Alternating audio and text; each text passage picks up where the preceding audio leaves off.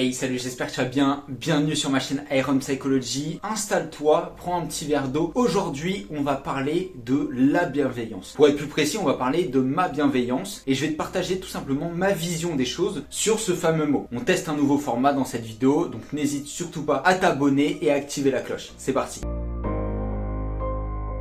Alors première chose, qu'est-ce que j'appelle de la bienveillance? Très bonne question. Première chose, pour moi, la bienveillance, c'est d'accepter dans un premier temps qu'il y a plusieurs vérités en jeu dans une discussion ou un événement quelconque. En deux, on ne cherche jamais à imposer purement et strictement son avis à la personne qui est en face de nous. Troisième élément de cette bienveillance, c'est de toujours essayer de comprendre une personne et toujours essayer d'aller vers elle. Attention, petite nuance dans cette définition, il ne s'agit pas de s'aligner tout le temps avec l'opinion de la personne qui est en face de nous. Il s'agit d'avoir sa propre opinion, mais de ne pas l'imposer. C'est-à-dire tout simplement qu'on va discuter comme des humains, comme n'importe quel humain devrait le faire.